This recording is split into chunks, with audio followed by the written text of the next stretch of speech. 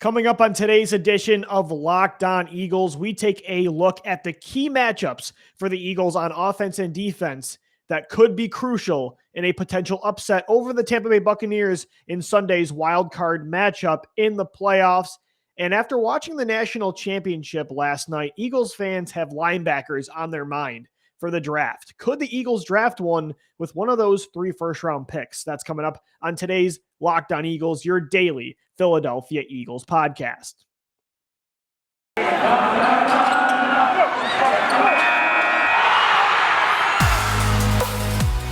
You are Locked On Eagles, your daily Philadelphia Eagles podcast. Part of the Locked On Podcast Network, your team every day.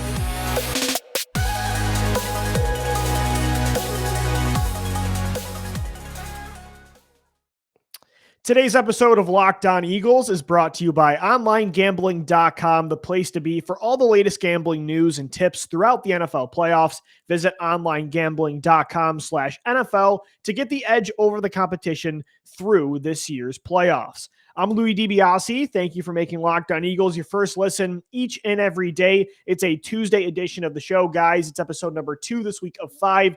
Download it into your phone wherever you get the podcast, available on all platforms, on YouTube as well, and on Twitter at Locked On Birds, at DiBiase LOE. We're continuing to preview the Eagles' upcoming wild card matchup in the NFL playoffs against Tom Brady and the Tampa Bay Buccaneers. Yesterday, I took a first look at that matchup. Again, you can find that podcast on any platform. And I dug into what the Eagles' philosophy has to be against Brady in Tampa to pull off the upset. I feel like aggressiveness on both sides of the ball is really crucial, and I dove deep into that on yesterday's show. And I also talked a little bit about Carson Wentz's choke job in Jacksonville as the Colts missed the playoffs this year. So you can find that podcast additionally on any platform from Monday. Today, we're going to get into key matchups to watch for on both sides of the football. So yesterday was more about the philosophy, right? About what the Eagles need to do, the style of play they need to have. Today, I want to talk about the players that are going to be crucial in potentially getting a win over the Buccaneers. Before we get into the matchup, though, we have to talk about last night. The national championship took place in college football. And as I said yesterday, Locked On Eagles is always going to be a draft podcast, even during the regular season, even during a playoff run. If there's draft stuff to talk about, we're probably going to touch on it. And Georgia pulled off they were favored, but I would still consider it an upset over Alabama in the national championship. And watching a few key players on both sides of the ball for these teams got me thinking about the draft, and I think it got a lot of Eagles fans thinking about one position in particular as well. Guys, here's a question for you to ponder. Can we bully the Eagles into taking a linebacker? Because when you look at earlier this year, when the Eagles were throwing the football more than anybody, what did fans and media members alike do? They called for the Eagles to run the football more. And this is kind of a thing every single year that fans do. Like in hockey, there's the fans that just yell shoot when there's a power play, and it's not that simple. And a lot of the times the Eagles should not run the ball more. But fans knew this year the key to winning, the identity of this team, the strength of this team was going to be running the ball. And I don't think that fans, complaining was the key reason the Eagles started to run the football more. But, that backlash about just the crazy tunnel vision they had with throwing the football, that pushback definitely helped. Could you pull it off again in the offseason by maybe pushing the Eagles into taking a linebacker? Look, it hasn't happened since the 1970s. The Eagles have not took a linebacker in the first round in over 30 years. And so they just philosophically do not believe in spending premier assets on this position.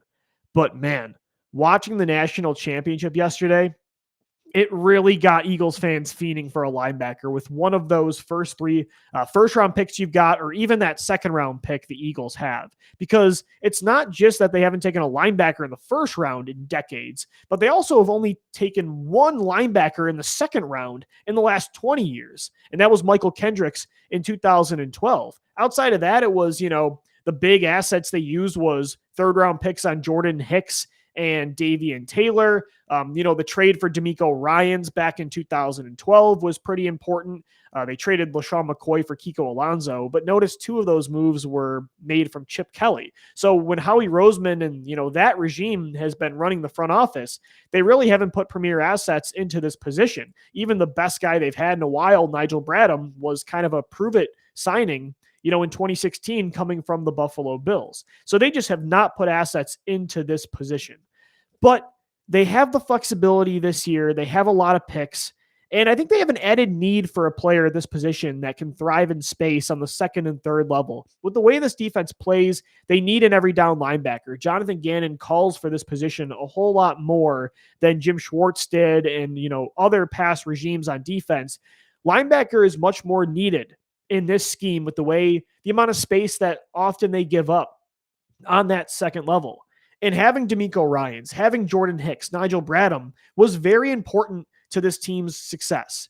And so with that flexibility they have this year, with that new need for that player on this defense, watching Christian Harris last night for Alabama dominate, watching Nakobe Dean from Georgia, Eagles fans are all over Dean right now. Those 2 players were everywhere on those defenses in coverage against the run, big hits, able to hold their own in the open field. Like, that is the player the Eagles really do need. And they have the flexibility this year to justify taking one.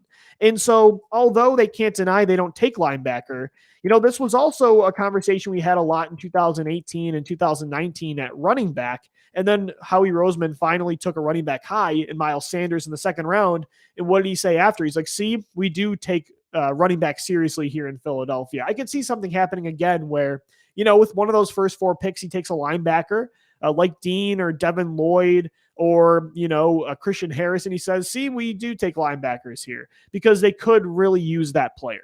And are they totally screwed at linebacker right now? No. TJ Edwards and Davian Taylor looked really good in the second half of the season.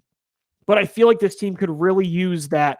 I feel like Edwards and Taylor are the perfect second and third linebackers on a defense. And Davian Taylor still has the potential to be that every down guy. He's got all the physical traits that those other prospects I mentioned do. And he looked really good. Like, he was doing it on the field before he got hurt. But at the same time, I feel like they could really use that next level of player at this position, especially now. And if it even isn't linebacker, I'm just, watching those defenses last night and watching, I was watching Arizona the other day and seeing Isaiah Simmons or, Micah Parsons with the Dallas Cowboys just do it all. Or Malcolm Jenkins back in the day with the Eagles. They could really use just that versatile second and third level player that can, be great in the run, can cover tight ends and running backs, can play, the deep half of the field, just the Swiss Army knife, right? What Malcolm Jenkins did for this Eagles team from 2014 to 2019. They could really use that player. And so it could be a safety too. I just want that kind of style of player. But in this year's draft, outside of Kyle Hamilton, the safety from Notre Dame, who will probably be a top 7 pick, this draft offers more of those players at the linebacker position than safety. So I want one. Whether it's Devin Lloyd, Nakobe Dean, Christian Harris, make it happen. Fans, I need everybody to keep talking about how badly they want a linebacker on Twitter, because I think it helped get them to run the ball more earlier this year, and we'll see if you can pull it off again once draft season rolls around. But draft season is not yet. The Eagles have a playoff game to deal with on Sunday against the reigning Super Bowl champion Tampa Bay Buccaneers. If they're going to pull off the upset, who are the key players that will be crucial in getting a W? That's coming up next right here on Locked On Eagles. And guys, today's show is sponsored by TurboTax. People think unusual circumstances mean complicated taxes, but for TurboTax Live experts, that's what makes things interesting. Life changes are exciting, and they usually have tax implications. Maybe you were a full-time employee who decided to freelance, and now you need some advice on how to file as a contractor. Maybe you started driving rideshare after your 9-to-5 job.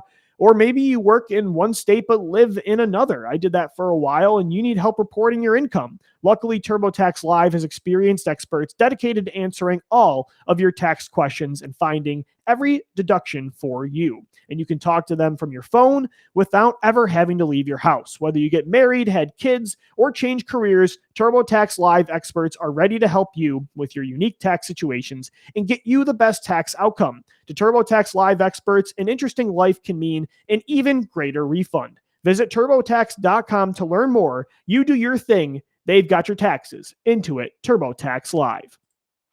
Guys, this is your daily Philadelphia Eagles podcast, Locked On Eagles. I'm Louis DiBiase. It's a Tuesday edition of the show, and we thank you for making Locked On Eagles your first listen each and every day, Monday through Friday. And sometimes I'm bored and want to do a show on Saturday as well. After that meaningless game against Dallas Saturday night, it's like 1 o'clock in the morning, I guess, technically on Sunday. And I'm talking about Devontae Smith breaking that rookie record and Jason Kelce continuing his Ironman streak. At any game with the Eagles, I want to talk birds. And this hopefully isn't the last game week of the season, but it very well could be, as the Eagles are underdogs heading into this matchup with the Buccaneers. Now, if they're going to get a win, yesterday I talked about the philosophy they need to have, the mindset on both sides of the ball, right? Decision-making, the style of how these coaches want the team to play. But today, now the question more is about the players on the field because, coaches can only do so much. It's about players executing and who are going to be the players the Eagles need to execute to beat the Buccaneers. For segment 2, I want to get into the offensive players. We'll get into the defensive players after the break. For offense, the first unit I'm looking at is the strength of the team. It's the offensive line, but specifically, the Eagles really need the interior offensive line to hold their own on Sunday. Of course, that starts with Jason Kelce, who I still think is the MVP of this team. I don't think anybody's impact is greater. You lose Jason Kelce over any player on this team, and the results are more different than losing another player. But it's not just Kelce. Like, the Eagles really need Landon Dickerson and Nate Herbig to keep playing at a high level too, and they've been doing it all year. And before Herbig, it was Jack Driscoll. The guard play, despite having Brandon Brooks get hurt this year, Landon Dickerson was injured earlier in the season. Isaac Seumalo suffered a long-term injury. Jack Driscoll got placed on injured reserve. And yet, they keep getting good play out of these reserve guards. They're going to need them to step it up even more and communicate with Jason Kelce and really be on their A game on Sunday. Because number one, you have a semi-truck in the middle of that Buccaneers defensive line in Vita Vea, right? He is just a train, and he is powerful, and the bull rush is coming, and you're going to probably have to double team him at times, but also because of Vita Vea, you also have to watch those guys sneaking up behind him with the blitz game, in coverage as well, in run protection, I should say run blocking.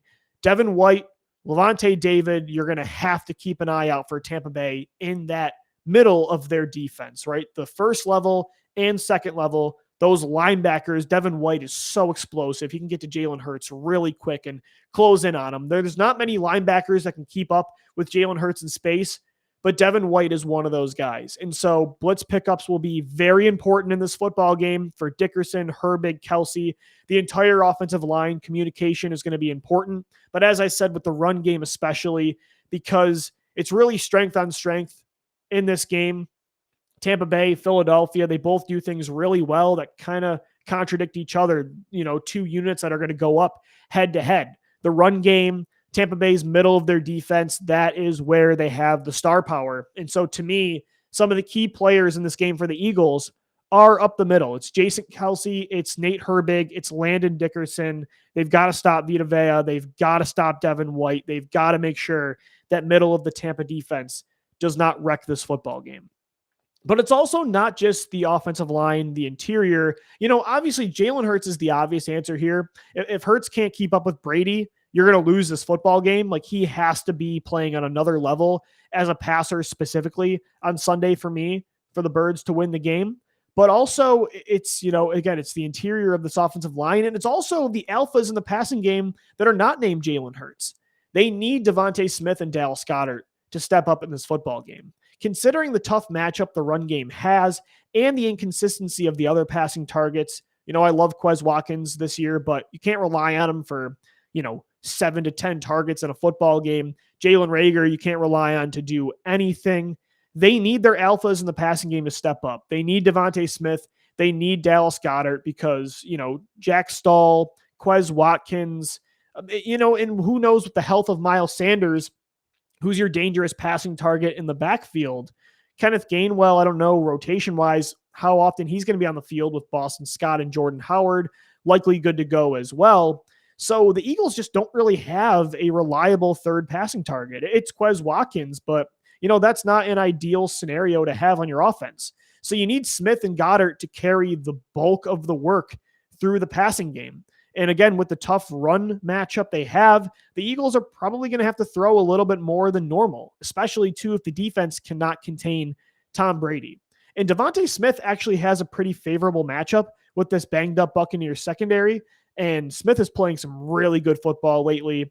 And Dallas Goedert, too, needs to step up. He's got a tougher matchup, right? He's got to go up against the likes of, Devin White. But this game, again, as I said earlier, is about getting the advantage in strength against strength. And so they need Dallas Goedert really bad on Sunday. I know it's obvious to say you need Jason Kelce, you need Devontae Smith, you need Dallas Goedert.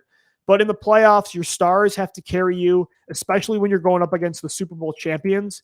You got to have your players execute. You got to have your stars elevate you in this football game. And it starts with Jason Kelce, or I should say Jalen Hurts, but it also starts with Jason Kelce and your two alphas in the passing game with Devontae and with Dallas Goedert. Obviously, if you can get, some big plays out of Quez Watkins, that would be huge. If you can get anything out of Jalen Reagor or Kenneth Gainwell, Boston Scott, your role players, that's really going to help you because this is a tough defense you're playing. But I think in the passing game especially, Goddard and Smith, they just got to carry you. You look at the Kansas City Chiefs with Tyreek Hill and Travis Kelce. They don't have, Mecole Hardman's kind of their Quez Watkins. Or, San Francisco has Brandon Ayuk, but Deebo Samuel and George Kittle, they carry that passing attack. And everybody knows it, but it doesn't matter. Star power is star power. It doesn't matter if you know what they're going to do. They're going to a lot of the times go out and do it anyway. And so in the biggest stage, you need your stars to step up, and I think they're the keys on the offensive side of the football. We'll get into the defense coming up next, guys. This is Locked On Eagles, and today's show is sponsored by Get Upside. Eagles fans, I have to tell you about this incredible app that everyone who buys gas needs to know about. Gas prices are up through the roof right now, and so you got to download Get Upside. My listeners are making up to 25 cents for every gallon of gas every time they fill up. All you got to do is download the free Get Upside app in the App Store or Google Play right now. Use the promo code Touchdown and get a bonus 25 cents per gallon on your first fill up. That's up to 50 cents in cash back. Don't pay full price at the pump anymore. Get cash back using Get Upside. You can get up to 50 cents per gallon in cash back on your first tank. Some people who drive a lot are making as much as $200 to $300 a month in cash back, and there's no catch. The money gets added right to your account. You can cash out anytime to your bank account, PayPal, or any gift card for Amazon and other brands. Just download the free Get Upside app and use the promo code Touchdown. Guys, today's show is also sponsored by OnlineGambling.com. We're all looking for an edge these days, and I'd like to thank Online Gambling for sponsoring today's podcast. If you don't already have it, Online Gambling, the app and the website, they're dedicated to giving gamblers the edge. Throughout the playoffs, they're providing you with the best NFL tips, news, and more to help make your bets as informed as ever. I need them because last night in the national championship, I swung out. I went with the over. I took Alabama money line. I could have used some of that advice. And they're on a mission to be the world's most empowering gaming and betting site, giving gamblers the edge by providing the best and most trusted experience online all day, every day. Go to www.onlinegambling.com and check out the latest NFL playoff news and tips and how you can get the edge. Visit onlinegambling.com/NFL for all the latest gambling news and tips to give you the edge throughout the NFL playoffs.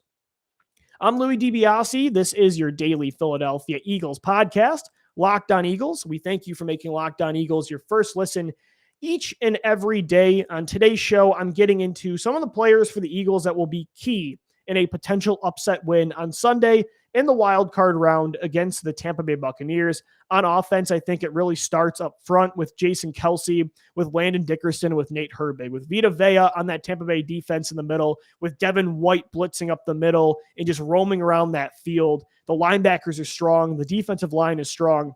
Philly in the trenches really has to be good, especially in the middle. And then I think, the Eagles have to run the football a lot still. That's who they are. It's strength against strength. Just because Tampa Bay has some good players up the middle, you don't go away from what you do great. You have incredible players in the middle too. You have Jason Kelsey. You have Lane Johnson. You have Jordan Mailata. Dallas Goedert was one of the best run blocking tight ends in football. You have Jalen Hurts, Miles Sanders potentially coming back healthy. Same too with Jordan Howard, Boston Scott, Kenneth Gainwell. Tampa Bay, this is their strength, but it's Philadelphia's strength as well. So you don't want to go away from that, but it is going to be a whole lot tougher. So especially if, and I don't trust the Eagles defense against Brady, if they're putting up points, look, in the playoffs against the Super Bowl champ, against the greatest quarterback of all time, you're going to have to throw the football. So that starts with Jalen Hurts, but they need their alphas, Devontae Smith and Dallas Goedert, to step up because, the Eagles in the offseason are going to have to address this. They desperately need a reliable go-to third passing target at the receiver position, probably through free agency. But you don't have that fix on Sunday. And I think Quez Watkins is a player that is going to become a really good player, and he's already more reliable than he's relied upon. But at the same time, I don't think he's an ideal third guy in an offense. Like, you'd love for Quez Watkins to be that fourth player, right? That, I don't know, a Nelson Aguilar or Torrey Smith. And then you have you have Zach Ertz, and you have Alshon Jeffrey. And yeah, so maybe the Torrey Smith, because you have a Nelson Aguilar as well, who the Eagles could really use right now. So I think that those guys are going to be heavily needed on offense. When it comes to defense, Johnathan Gannon is the key, because depending on what his scheme is, that could hold back some of these defensive players from doing what the Eagles need them to do. A key player in this game is Darius Slay. But if Johnathan Gannon is going to tell Slay, stay on one side of the field, do not shadow Mike Evans, well, then he's not really a key player, because your own defensive coordinator is kind of limiting what his role is going to be on Sunday. But if Gannon lets him play man coverage and shadows Mike Evans, Slay is going to be the key, because there's no Antonio Brown in this game. Unlike last time, Brown wrecked the Eagles earlier in the year. There's no Chris Godwin. It's really just Mike Evans at wide receiver. So to me, Darius Slay needs to shadow Mike Evans all game long, because if he can take him out, that changes everything. It makes it so much easier on Avonte Maddox, on Steven Nelson. They just cannot have Slay on one side. You do not want Steven Nelson having to go up against Mike Evans in this football game. And if Mike Evans lines up in the slot, Avonte Maddox right now, PFF-wise, has the highest grade of any slot corner in coverage in 2021. But he's a smaller player. Mike Evans is one of the bigger, more physical receivers in football. That's not an ideal matchup. You want Darius Slay all over Mike Evans. He's having an all-pro, Pro Bowl season. Let your CB1 go take out their wide receiver one. Remember how crucial it was in Super Bowl 52 when Malcolm Jenkins took out Brandon Cooks with that hit across the middle? I'm not saying take out Mike Evans. I am not endorsing a bounty gate in this game. Do not quote me on anything like that. I'm not saying I want him to get hurt like Brandon Cooks did. But in that Super Bowl, early in the first half, Brandon Cooks was destroying Ronald Darby. He was destroying Jalen Mills. He was cooking the Eagles defense, as most players in that game did. But when Malcolm Jenkins took out their wide receiver one, that really did change a lot of things for the Patriots offense and what they could do down the football field. And so if you can limit Mike Evans, and it's going to be a tough matchup even for Darius Slay, that could really go a long way. So to me, Darius Slay is certainly a key in this football game. And so too, I think, is linebacker TJ Edwards, who's having a breakout year in 2021. But I would still say that his weakness in his game is still, in space, in coverage against athletic tight ends and running backs, against those elusive players on offense. TJ Edwards is still mostly a base linebacker. He's doing a lot more in the passing game this year than I thought he would. Like, he's definitely elevating his game in that way. But at the same time, it's still, I still think the Buccaneers are going to see him as the weak link. And I think Tom Brady, who loves to go over the middle of the field, is going to try to target him and get Edwards lined up in these mismatches. And so I think, Gannon's going to try to neutralize that with a lot of zone schemes and, again, maybe have some guys shadowing certain playmakers. But you're going to need TJ Edwards to hold his own, because no Davian Taylor in this game. Alex Singleton isn't someone you want to rely on and on every down. TJ Edwards is the linebacker that is most trustworthy, even in this area of the game. And I think Brady's going to go after him. And so TJ Edwards has to step up and be on his A game. And two, I think the defensive line. I think the defensive line, it's obvious, right? Nothing happens without the pass rush. And I want the Eagles to blitz and play aggressive and go after Brady. But Johnathan Gannon has not done that this year ever when he's playing or has to coach against a star quarterback. And not even just a star quarterback, but like a decent quarterback. A lot of the time he calls off the dogs. He doesn't dial up as many blitzes. In that Washington game 2 weeks ago, the first half, Taylor Heineke was able to kind of carve the Eagles up because the Eagles gave him a lot of space and the 4-man pass rush wasn't getting there. But then it did.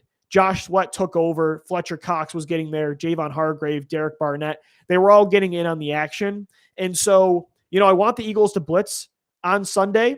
But if they don't, and even if they do, the 4-man pass rush getting to Brady, especially the defensive tackles, Hargrave and Cox, because Brady is not a mobile quarterback, and non-mobile quarterbacks hate pressure up the middle. If you can really get pressure up the middle there and make it a muddy pocket for Brady, that will make things a whole lot easier for that second and third level. So I think the key players, obviously Darius Slay, TJ Edwards, but your defensive tackles, Fletcher Cox and Javon Hargrave, and Milton Williams too. Milton Williams was wrecking that ball game on Saturday against Dallas.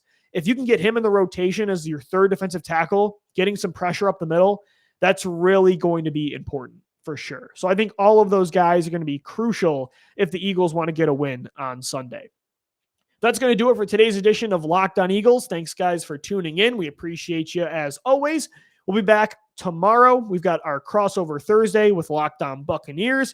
We've got Locked On QB1. We'll get into the Jalen Hurts aspect of this matchup on Friday. Make sure for 3 more episodes, as well as the first 2 this week, that you subscribe to Locked On Eagles wherever you get your podcast. We're available on YouTube as well and on Twitter at Locked On Birds and at DiBiase LOE. Thank you for making Locked On Eagles your first listen each and every day. I'm Lou DiBiase signing off. As always, thank you for downloading. Thank you for watching. Thank you for listening. And let's go Birds.